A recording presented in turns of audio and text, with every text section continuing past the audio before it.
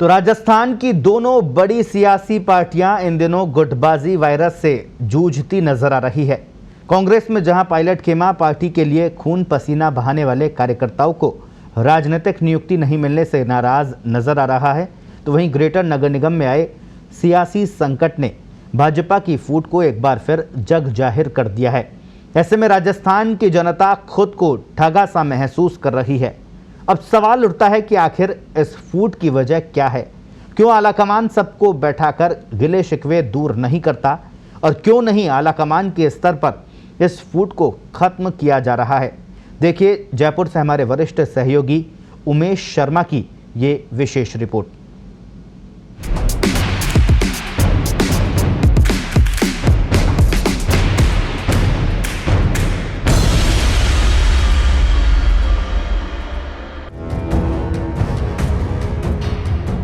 राजस्थान की सियासत में एक बार फिर हलचल नजर आ रही है। गुटबाजी वायरस दोनों ही दलों के फ्यूचर प्लान पर ब्रेकर बन रहा है।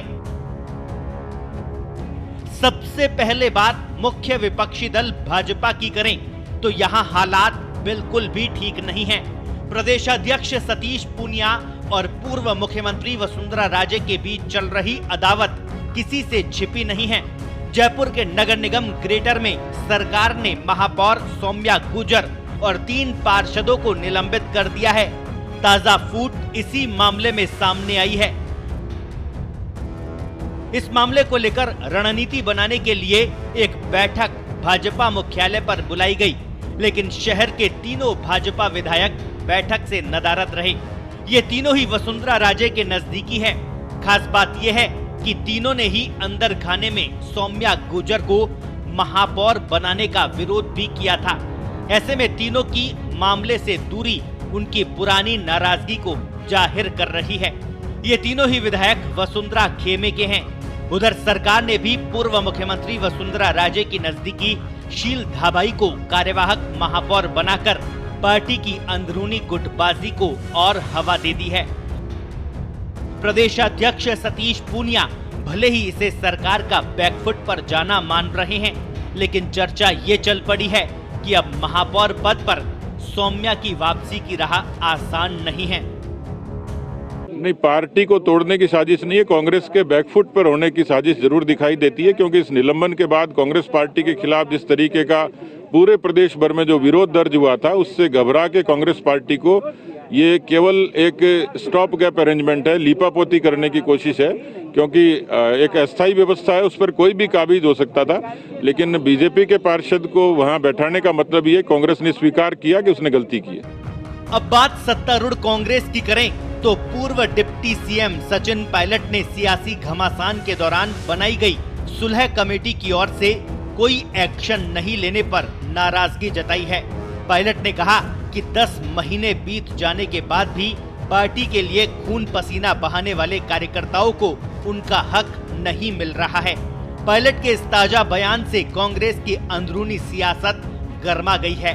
पायलट का बयान ऐसे वक्त पर आया है जब उनके एक समर्थक विधायक हेमाराम चौधरी ने इस्तीफा दे रखा है। वहीं दूसरे समर्थक विधायक वेद प्रकाश सोलंकी भी दलित समाज और अल्पसंख्यक मंत्री को तवज्जो नहीं देने के कारण सरकार पर जुबानी हमला बोल रहे हैं। हालांकि पायलट खेमे के ही 2 विधायक पीआर मीणा और इंद्राज गुर्जर ने भी विकास कार्यों को लेकर मुख्यमंत्री अशोक गहलोत की जमकर तारीफ की है, लेकिन ट्रोल होने के बाद बयान से पलटते हुए उन्होंने पायलट को ही अपना नेता बताया। पायलट के इस बयान को राजनीतिक विश्लेषक किसी सियासी हलचल का संकेत बता रहे हैं। हालांकि इस मामले को लेकर कांग्रेस प्रदेशाध्यक्ष गोविंद सिंह डोटासरा ने किसी भी तरह की टिप्पणी करने से इनकार कर दिया है। आला कमान के लिए कोई भी बात मेरा क्षेत्राधिकार में नहीं आ रहा। लेकिन एक बात है कि जो कमेटी की बात कर रहा है सचिन पायलट की, कोई सुनवाई नहीं हो रही उस कमेटी को लेकर। वो कमेटी मैंने नहीं बनाई, मेरे क्षेत्राधिकार का विषय वो नहीं है। नहीं, लेकिन आपकी बात होती है पायलट साहब, अजय माकन जी, मेरी सबसे बात होती है, लेकिन वो मेरे क्षेत्राधिकार का विषय ही नहीं है। पायलट की नाराजगी इस बात से है कि 10 महीने पहले जब कमेटी का गठन किया गया था, तब ये कहा गया था कि उनसे किए गए वादों को समय रहते पूरा किया जाएगा। लेकिन आधा कार्यकाल बीत जाने के बाद भी सभी मुद्दे अनसुलझे नजर आ रहे हैं। ऐसे में जिन कार्यकर्ताओं ने पार्टी को सत्ता में लाने के लिए दिन रात मेहनत की और सब कुछ अपना दांव पर लगा दिया, उनकी सुनवाई नहीं हो रही है। भाजपा की बात की जाए तो पार्टी का एक धड़ा आज भी वसुंधरा राजे और उनके नजदीकियों को तवज्जो नहीं मिलने से खफा है। गाहे बगाहे उनकी नाराजगी शब्दों के जरिए बाहर आ ही जाती है।